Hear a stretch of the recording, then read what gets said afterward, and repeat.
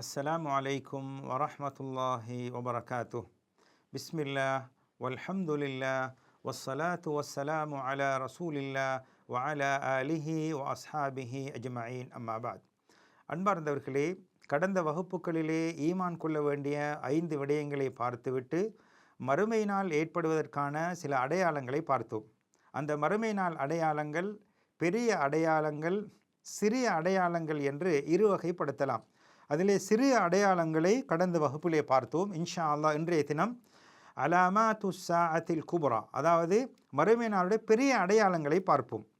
இந்த மறுமை நாளின் பெரிய அடையாளங்கள் என்பது அது ஒரு மிக பெரும் விடயமாக கருதப்படும். அது நிகழ்ந்து விட்டதென்றால் மறுமை நாள் நெருங்கி விட்டது, குறுகிய காலத்திலே நிகழப்போகின்றது என்ற செய்தியை நமக்கு அறிவித்து கொடுக்கும்.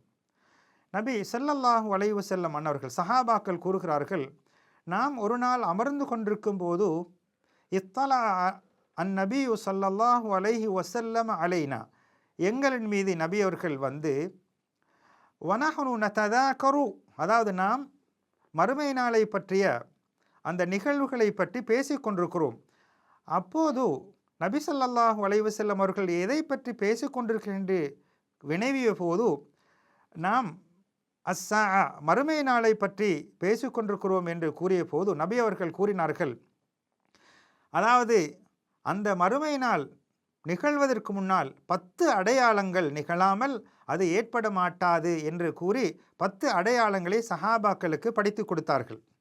அதில் முதலாவது, ஒரு புகை மண்டலம் ஏற்படும், தஜ்ஜால் வெளிப்படுவான், ஒரு மிருகம் வெளிப்படும், மேற்கிலிருந்து சூரியன் உதிக்கும், ஈசா அலைஹிஸ்ஸலாம் அவர்கள் வெளிப்படுவார்கள், யஜூஜ் மஜூஜ் கூட்டத்தினர்கள் வெளிப்படுவார்கள்.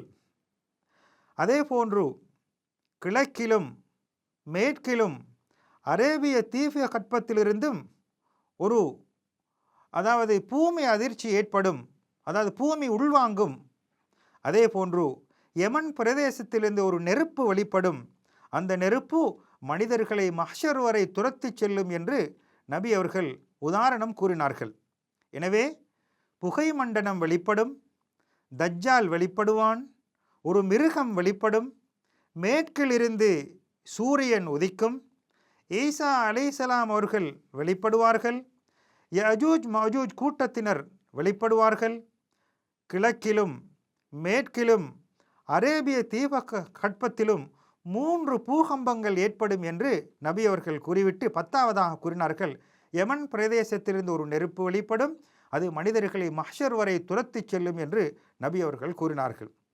எனவே ஒவ்வொரு முஸ்லீமும் இது போன்ற ஃபித்னாக்கள் வருகின்ற போது, குழப்பங்கள் ஏற்படுகின்ற போது சில விடயங்களை கையாள வேண்டும், கடைபிடிக்க வேண்டும். முதலாவதாக வணக்கத்திலே அதிகமாக வணக்கத்திலே ஈடுபட வேண்டும், அல்லாஹ்விடத்திலே பிரார்த்தனை புரிய வேண்டும், மார்க்கத்திலே உறுதியாக இருப்பதற்காக அல்லாஹ்விடத்திலே பிரார்த்தனை புரிய வேண்டும். அந்த குழப்ப காலத்தின் போது பாவங்களை விட்டு ஒட்டுமொத்தமாக தவிர்ந்து அவைகளை விட்டு தூரமாகிக் கொள்ள வேண்டும். மூன்றாவதாக நன்மைகளை ஏவ வேண்டும், தீமைகளை தடுக்க வேண்டும். மனிதர்களுக்கு நாம் உபதேசம் செய்ய வேண்டும், நமது வசதிக்கு ஏற்ப, நமது சக்திக்கு ஏற்ப மனிதர்களுக்கு, மக்களுக்கு உபதேசம் செய்ய வேண்டும்.